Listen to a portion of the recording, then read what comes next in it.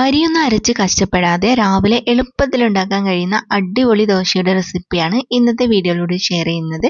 ഇത് നമുക്ക് നല്ല കട്ടിയുള്ള തേങ്ങാപ്പാലിന്റെ കൂടെയോ അല്ലെങ്കിൽ തേങ്ങ ചട്നിന്റെ കൂടെയെല്ലാം കഴിക്കാൻ പറ്റുന്ന നല്ല സോഫ്റ്റ് ആയിട്ടുള്ള ദോശയാണ്. അപ്പോൾ നമുക്കിതെങ്ങനെ തയ്യാറാക്കുന്നതെന്ന് നോക്കാം. ഇതിന് നമുക്ക് മെയിനായിട്ടും വേണ്ടത് റവയാണ്. 1.5 കപ്പ് റവ നമുക്ക് പാത്രത്തിലേക്ക് ഇട്ട് കൊടുക്കാം. ഇനി ഇതിന്റെ കൂടെ തന്നെ നമുക്കൊരു 3 ടേബിൾ സ്പൂൺ ഗോതമ്പ് പൊടി കൂടി ചേർത്ത് കൊടുക്കാം. ഇനി വേണ്ടത് തേങ്ങയാണ്. 1/4 കപ്പ് തേങ്ങ ഞാൻ ഇതിലേക്ക് ഇട്ട് കൊടുക്കുന്നുണ്ട്.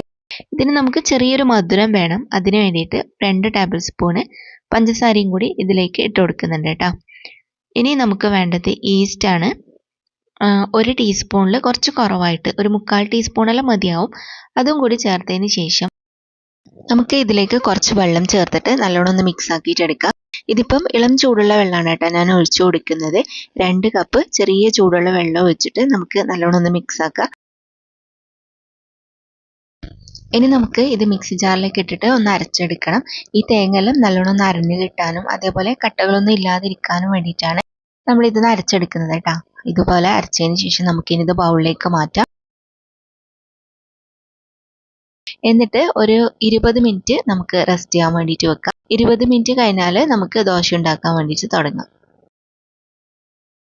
ഇതിപ്പോൾ 20 മിനിറ്റ് ആയിട്ടുണ്ട്. മാവ് കുറച്ചൊന്ന് തിക്കായിട്ട് വന്നിട്ടുണ്ടാവും. ഈ ഒരു കട്ടിയിലാണ് മാവ് റെഡിയാക്കിയിട്ട് എടുക്കേണ്ടത്.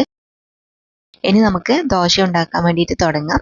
ദോശക്കല്ല് ചൂടാക്കിയതിന് ശേഷം നമുക്ക് ഓരോ സ്പൂണ് മാവ് വെച്ച് കൊടുക്കാം. എന്നിട്ട് ചെറുതായിട്ടൊന്ന് ചുറ്റിച്ചു കൊടുക്കാം. ഓവറായിട്ട് നൈസ് ആക്കണ്ട. ചെറുതായിട്ടൊന്ന് ചുറ്റിയതിന് ശേഷം നമുക്ക് ഹൈ ഫ്ലെയിമിൽ തന്നെ വെച്ച് കൊടുക്കാം കേട്ടോ. അപ്പോൾ ഇതുപോലെ ഹോളെല്ലാം വന്ന് തുടങ്ങും. ഇതിപ്പം കണ്ടോ, ഒഴിച്ചിട്ട് കുറച്ച് സമയം കഴിയുമ്പോൾ തന്നെ ഇതുപോലെ ഹോളെല്ലാം വരാൻ വേണ്ടിയിട്ട് തുടങ്ങും. ഇതിപ്പോൾ ഫുള്ളായിട്ട് ഹോളെല്ലാം വന്നിട്ടുണ്ട്. ഇത്രയും മതി, മറിച്ചിടേണ്ട ആവശ്യമൊന്നുമില്ല കേട്ടോ. കാരണം നമ്മൾ ഹൈ ഫ്ലെയിമിൽ തന്നെ അല്ല വെച്ച് കൊടുക്കുന്നത്. അപ്പോൾ ഇതാ നമ്മുടെ അടിപൊളിയായിട്ടുള്ള ദോശ റെഡി ആയിട്ടുണ്ട്. ഇതേപോലെ തന്നെ നമുക്ക് ബാക്കിയുള്ളതെല്ലാം റെഡിയാക്കിയിട്ട് എടുക്കാം. പിന്നെ 2-3 എണ്ണെല്ലാം ഉണ്ടാക്കി കഴിയുമ്പോൾ ഫ്ലെയിം കൂടുതലാണെന്ന് തോന്നുന്ന സമയത്ത് ചെറുതായിട്ടൊന്ന് ഫ്ലെയിം കുറച്ച് വെച്ച് കൊടുത്താൽ മതിയാവും. അപ്പോൾ ഇതാ നമ്മുടെ എല്ലാ ദോശയും റെഡി ആയിട്ടുണ്ട്. അടിപൊളി ടേസ്റ്റ് ആണ് കേട്ടോ. നല്ല സോഫ്റ്റ് ആയിട്ടുള്ള അടിപൊളിയായിട്ടുള്ള ദോശയാണ്. തേങ്ങാപ്പാലാണ് ഇതിന് ഏറ്റവും അടിപൊളിയായിട്ടുള്ള കോംബോ. അതല്ലെങ്കിൽ നിങ്ങൾക്ക് തക്കാളി ചട്നിയുടെ കൂടെ എല്ലാം കഴിക്കാൻ പറ്റും. ചില ദിവസമെല്ലാം നമ്മൾ അരിയെല്ലാം കുതിർത്ത് വെക്കാനെല്ലാം മറന്നു പോകുന്നില്ലേ? ആ സമയത്തെല്ലാം നമുക്ക് ട്രൈ ചെയ്ത് നോക്കാൻ പറ്റുന്ന ഒരു കിടിലൻ റെസിപ്പിയാണ് കേട്ടോ. അപ്പോൾ എല്ലാവരും ട്രൈ ചെയ്ത് നോക്കിയിട്ട് ഫീഡ്ബാക്ക് അറിയിക്കാൻ മറക്കരുത്. ഇന്നത്തെ ഈ ഒരു റെസിപ്പി നിങ്ങൾക്ക് എല്ലാവർക്കും ഇഷ്ടമായി വിചാരിക്കുന്നു. വീഡിയോ ഇഷ്ടമായാൽ മറക്കാതെ ലൈക്കും ഷെയറും കമൻറ്റും ചെയ്യുക.